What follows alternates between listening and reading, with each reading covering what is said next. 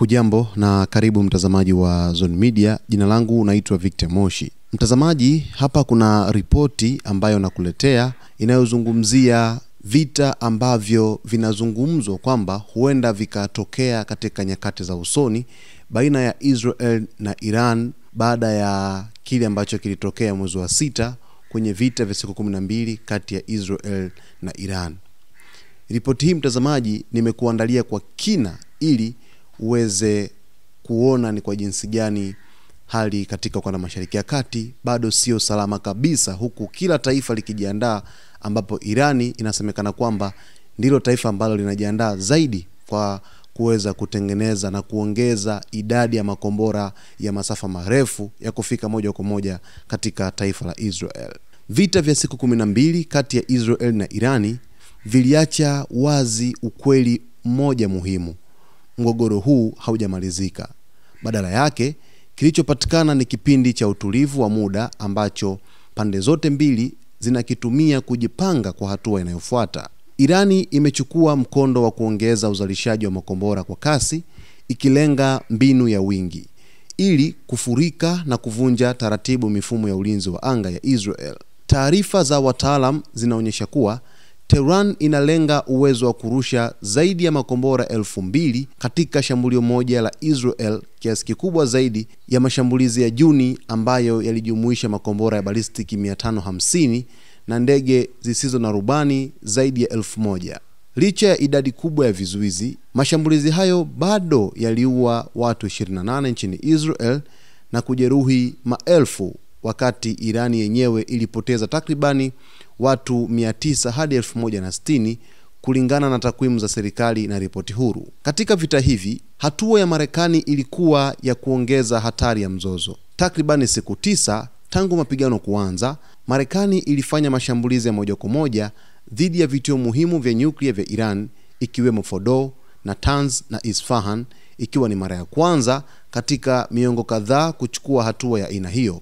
Hatua hii iliongeza kiwango cha mgawanyiko wa kifurushi cha kiusalama katika eneo, huku Iran ikijibu kwa mashambulizi mapya na vitisho dhidi ya maslahi ya Marekani. Hadi sasa, tathmini za kiwango cha uharibifu wa miundombinu ya nyuklia ya Iran zinatofautiana, jambo la kutatanisha ambalo mashirika ya ujasusi na mipango ya kijeshi katika hali ya tahadhari. Zaidi ya hayo, Irani imepunguza ufikiaji wa wakaguzi wa shirika la atomiki duniani IAEA na imehamishia kazi nyingi chini ya ngazi za kina za ardhi, na hivyo kuongeza kutokuwa na uhakika juu ya kasi ya maendeleo ya mpango wake wa nyuklia. Kwa upande wa Israel, tathmini ya kimkakati inabakia ile ile, tatizo halijatatuliwa. Mapigo ya Juni yalikata baadhi ya mifumo ya ulinzi wa anga na miundombinu ya roketi ya Iran, lakini lengo la msingi, urani iliyoimarishwa na uwezo wa uzalishaji wake, bado ipo. Israel inaendelea kuona urutubishaji wa 60% wa uranium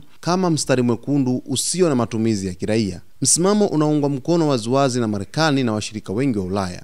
Katika duru za kijeshi na usalama wa taifa nchini Israel, kuna mtazamo unaokuwa kuwa kama diplomasia itakwama na Irani itaendelea kuongeza uwezo wa uzalishaji wa makombora na kuficha shughuli za nyuklia, basi shambulio la kuzuia uwezekano wa silaha za nyuklia litakuwa chaguo linaloweza kufanyika tena. Katika eneo zima la Mashariki ya Kati, hali ya mgogoro inaweza kusambaa haraka. Irani ina uwezo wa kugeuza uwanja wa vita kuwa wa kanda nzima kupitia Hezbollah nchini Lebanon, wanamgambo wa Iraq na wapiganaji wa Houthi katika bahari ya Sham. Israel kwa upande wake inaweza kupanua mashambulizi dhidi ya IRGC na miundombinu ya makombora ndani na nje ya ardhi ya Iran. Vita vya Juni vilionyesha uwezo wa mashambulizi ya masafa marefu ya Iran, lakini pia vilionyesha uimara wa mifumo ya ulinzi wa Israel. Tofauti iliyotarajiwa katika duru ijayo sio mbinu, bali ni kiasi, na kadiri idadi ya makombora inavyoongezeka ndivyo hatari ya makosa ya kimkakati inavyokuwa. Hivyo kile kilichopo sasa si mwisho wa mapigano, bali ni kipindi cha kusubiri. Washirika wa Marekani na Ulaya wanasisitiza presha za kidiplomasia kupitia IAEA, wakati mataifa ya Guba yanaandaa mifumo ya ulinzi wa anga na miundombinu ya maji kwa dharura zinazowezekana. Kama mazungumzo ya nyuklia hayatapata mwaya wa kufufuka, na kama Irani itaendelea kuficha kiwango halisi cha urutubishaji wa uranium, pamoja na upanuzi wa uzalishaji wa makombora, basi uwezekano wa duru ya pili ya vita unazidi kuongezeka. Mlipuko wa kwanza ulikuwa mwanzo. Kinachofuata kitategemea kasi ya maandalizi ya Tehran na uamuzi wa Yerusalemu kuhusu kama muda bado uko upande wake. Kiuhalisia, kumekuwepo na ripoti nyingi ambazo zimekuwa zikizungumzia ujio wa vita nyingine kati ya Irani pamoja na Israel. Na ripoti hizo zimekuwa zikitoka kupitia majarida mbalimbali kutoka nchini Israel, lakini kutoka nchini Marekani, hata katika mataifa ya Ulaya, mataifa ya kimagharibi. Na ripoti hizo zimekuwa zikizungumzia kwamba huenda taifa la Israel likafanya mashambulizi katika taifa la Iran.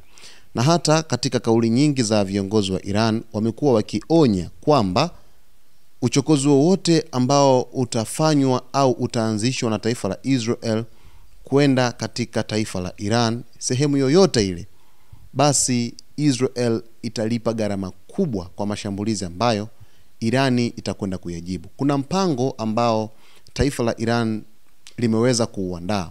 Mpango huo unazungumzia kwamba endapo Israel utafanya shambulizi moja, Irani itajibu kwa makombora 2000 na kudhamiria kuipoteza kabisa Israel kwenye ramani ya dunia, lakini kuisambaratisha vilivyo na kupeleka maumivu makubwa kwa wananchi na raia wa taifa la Israel.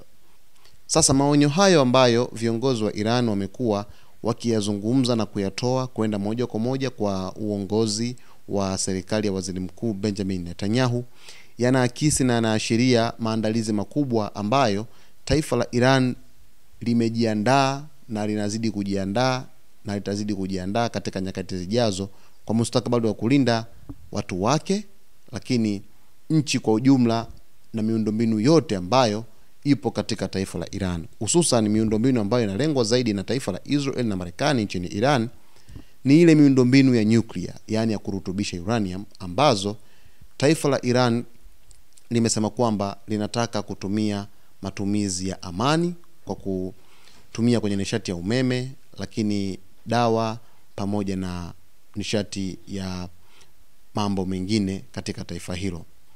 Ripoti hizi zimekuwa zikipeleka wasiwasi mkubwa juu ya hatima ya waziri mkuu wa Israel endapo atajiingiza tena kwenye vita na taifa la Iran.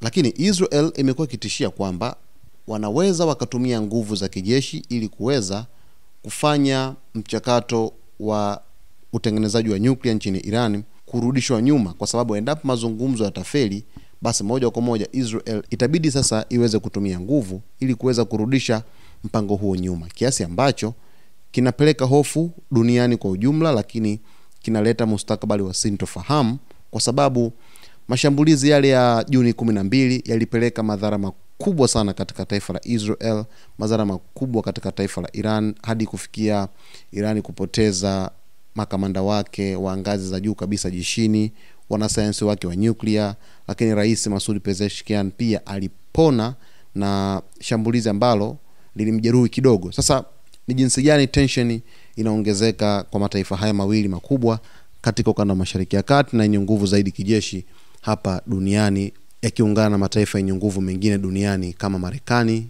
Urusi, China na mataifa mengine mengi. Sasa mtazamaji, nimekuletea ripoti hii na nitazidi kukujuza yote ambayo yanajiri kuhusiana na hizi fununu kwamba huenda vita vikaibuka baina ya Israel na Iran katika nyakati zijazo, kwani mataifa yote yanajiandaa vilivyo kabisa. Mtazamaji wetu wa Zone Media, basi ni kuombe uweze kuacha ujumbe wako hapo kwenye uwanja wa comment, ili baadaye basi na sisi tutaweza kupita nao ujumbe wako huo. Usisahau kusubscribe, kulike, kucomment pamoja na kushare.